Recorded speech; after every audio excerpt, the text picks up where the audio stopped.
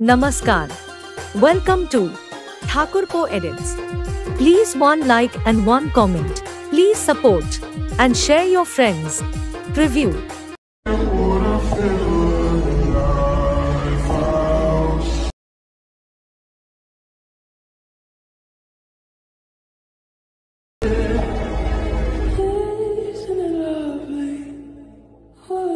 Hello everyone, স্বাগত জানাই আপনাদের আরও একটি নতুন ভিডিওতে। তো আজকের এই ভিডিওতে আমরা অ্যালার্ট মোশন অ্যাপের মাধ্যমে এই রকম স্ট্যাটাস ক্রিয়েট করব। তো তোমরা যদি এই রকম স্ট্যাটাস ক্রিয়েট করতে চাও তাহলে তোমাদের সম্পূর্ণ ভিডিওটি কিন্তু দেখতে হবে। ভিডিও শুরু করার আগে চ্যানেলে নতুন হলে চ্যানেলটি অবশ্যই সাবস্ক্রাইব করবে, কারণ এই চ্যানেলে শুধুমাত্র এডিটিং রিলেটেড ভিডিও প্রতিদিন আপলোড করা হয়। তো চলুন বেশি কথা না বাড়িয়ে মূল ভিডিওতে যাওয়া যাক।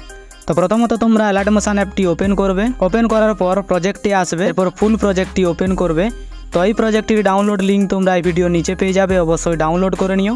আর সমস্ত ফটো বা ভিডিও লিঙ্ক তোমরা আমার টেলিগ্রাম চ্যানেলে পেয়ে যাবে, তাই টেলিগ্রাম চ্যানেলে জয়েন হয়ে ফটোগুলো ডাউনলোড করতে পারো। তো এই প্রজেক্টটির মধ্যে আমরা প্রথমত করব ফন্ট অ্যাড, তার জন্য তোমরা স্ক্রল করে নিচে চলে আসবে। এবার নিচে আসার পর এখানে তোমরা লিরিক্সটি দেখতে পেয়ে যাবে। তো লিরিক্সের উপর ক্লিক করবে, এডিট টেক্সটে আসবে, ওপর থেকে ফন্টটি সিলেক্ট করবে, টিক মার্কে ক্লিক করলে ফন্টটি অ্যাড হয়ে যাবে।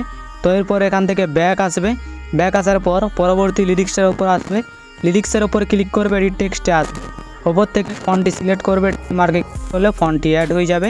তো এরপর এখান থেকে ব্যাক আসবে, ব্যাক আসার পর পরবর্তী লিরিক্সের উপর আসবে, লিরিক্সের উপর ক্লিক করবে, এডিট টেক্সটে আসবে, ওপর থেকে সেম ফন্ট সিলেক্ট করবে, টিক মার্কে ক্লিক করলে ফন্টটি অ্যাড হয়ে যাবে।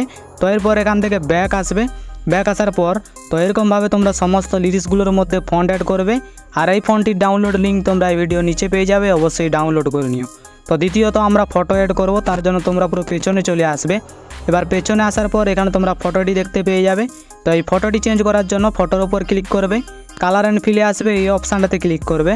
এরপর গ্যালারি থেকে যে কোনো একটি ফটো সিলেক্ট করবে, প্লাস আইকনে ক্লিক করলে ফটোটি অ্যাড হয়ে যাবে।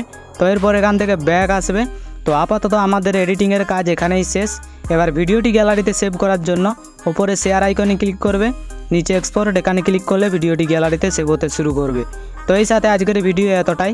ভিডিওটি ভালো লাগলে ভিডিওতে একটা লাইক অবশ্যই করবে। তো দেখা হচ্ছে নতুন কোনো ভিডিও নিয়ে, ততক্ষণ সবাই ভালো থাকবে, সুস্থ থাকবে, বাই।